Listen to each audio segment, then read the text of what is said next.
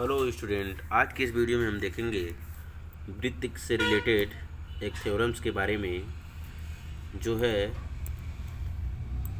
वृत्त के केंद्र से उसकी जीवा पर डाला गया लंब जीवा को बराबर भागों में विभाजित करता है अथवा बांटता है अथवा समद्विभाजित करता है। बात एक ही हुआ। अब यहाँ पे हम देख रहे हैं एक सर्किल बनाया गया है। हमने एक सर्किल बनाया है जिसका केंद्र O है और उस पर एक लंब रेखा AB है, यानी कि ये जीवा है, जीवा AB है और उसके बिंदु D पर एक लंब डाला गया है OD।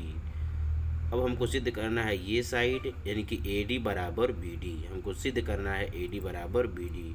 तो यहाँ से हम देखते हैं, यहाँ से ये थोड़ा मिस्टेक हो गया है, गलत टाइप हो गया है। तो यहाँ से हम यहाँ लिखेंगे क्या, मैं इसको लिख देता हूँ दोस्तों। इसके ऊपर सिद्ध हमको करना क्या है, ध्यान से देखिएगा। सिद्ध क्या करना है, सिद्ध करना ये है कि आपका AD बराबर है किसके, DB के।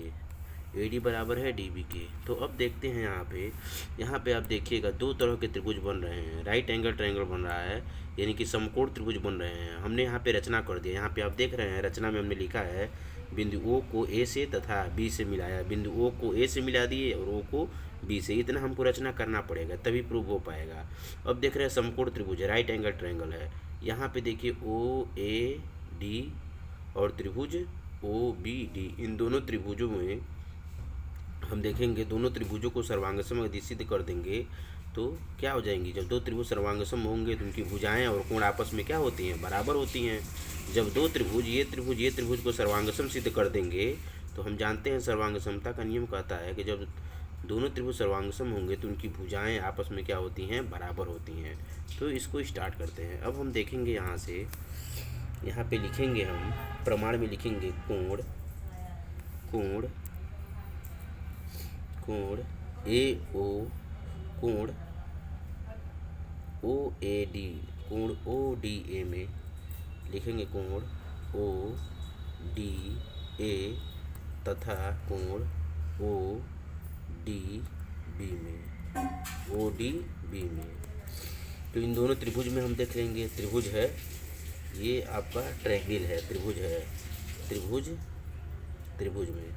तो त्रिभुज में आप देखेंगे क्या, त्रिभुज में हम देखेंगे क्या, यहाँ पे चूँकि ये वाली साइड जो है आपकी, एक साइड जो है कर्ण है।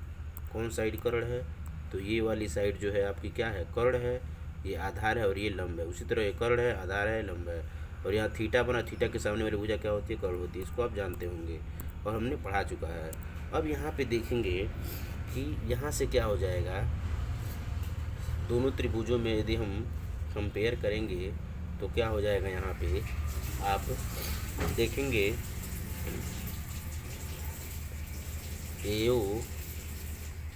AO बराबर हो जाएगा OB के। AO बराबर OB के, क्यों, क्योंकि ये दोनों वृत्त की त्रिज्याएं हैं। दोनों क्या हैं, वृत्त की त्रिज्याएं हैं, दोनों वृत्त की त्रिज्याएं हैं। AO बराबर OB, तो इससे बराबर हो जाएगा। रीजन यहाँ लिख देंगे।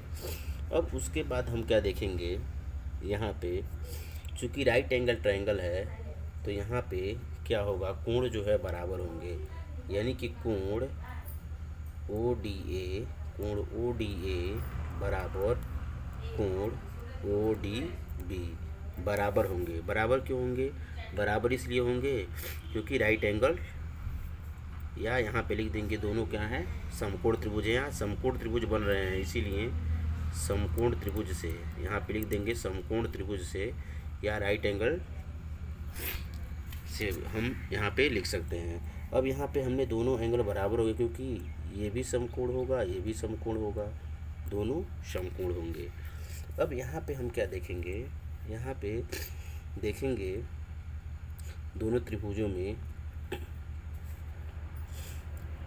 OD भुजा बराबर होगी, OD भुजा जो है बराबर होगी OD के, क्योंकि दोनों में क्या है, दोनों में उभयनिष्ठ है, दोनों में क्या है, उभयनिष्ठ है, दोनों में उभयनिष्ठ है।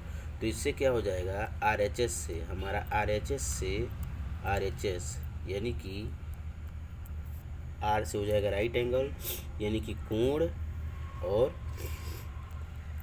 भुजा, और ये साइड से कोण और राइट हाइपोटेनस, और ये साइड राइट हाइपोटेनस और साइड से क्या हो जाएगा हमारा सिद्ध हो जाएगा यहाँ पे।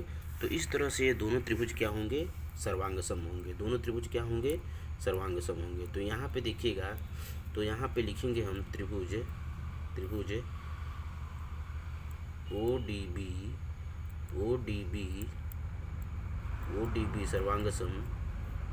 ODB सर्वांगसम क्या हो जाएगा यहाँ पे, ODB सर्वांगसम हो जाएगा त्रिभुज ODA के। अब यहाँ पे लिखेंगे, चूँकि हम जानते हैं जब दो त्रिभुज सर्वांगसम होंगे तो उनकी भुजाएं बराबर हो जाएंगी। तो क्या हो जाएगा यहाँ पे आपका AD बराबर किसके हो जाएगा, AD बराबर DB के हो जाएगा। इस तरह से आप जो है इसको सॉल्व कर सकते हैं। हमें उम्मीद है दोस्तों ये आपको बहुत अच्छे से समझ में आ गया होगा। तो यहाँ राइट हैंड साइड से जो है दोनों त्रिभुज क्या हो जाएंगे, दोनों त्रिभुज क्या हो जाएंगे, सर्वांगसम। यह त्रिभुज और यह त्रिभुज सर्वांगसम। दो त्रिभुज यदि सर्वांगसम हो जाते हैं तो हम कह सकते हैं कि यह भुजा इस भुजा के बराबर होगी और यह भुजा इस भुजा के बराबर होगी, यह भुजा उभयनिष्ठ है। यानी कि दो त्रिभुज यदि सर्वांगसम होते हैं तो उनकी भुजाएं क्या होती हैं, दोनों त्रिभुज की भुजाएं क्या होती है, बराबर होती हैं। अब देखेंगे यहाँ पे अलग त्रिभुज बन रहा है और यहाँ से एक अलग त्रिभुज बन रहा है, तो दोनों त्रिभुज सर्वांगसम हैं। तो यानी कि दोनों त्रिभुज यदि सर्वांगसम होंगे तो उनकी भुजाएं बराबर होंगी। तो इस त्रिभुज की आधार क्या है, ये है। तो ये AD बराबर हो जाएगा किसके, BD के, क्योंकि दोनों त्रिभुजों की, इस त्रिभुज की ये भुजा है और इस त्रिभुज की ये भुजा है। दोनों त्रिभुज की जो भुजाएं हैं आपस में क्या होंगी, बराबर होंगी। इस तरह से हम कह सकते हैं कि यदि लंब डाला जाए तो ये क्या है, आपकी जीवा है, इसको बराबर भागों में बांट रहे। इस तरह से हम सिद्ध करते हैं। तो दोस्तों इस वीडियो में इतना ही। ये वीडियो आपको कैसा लगा, चलते हैं, bye bye, take care, have a nice day.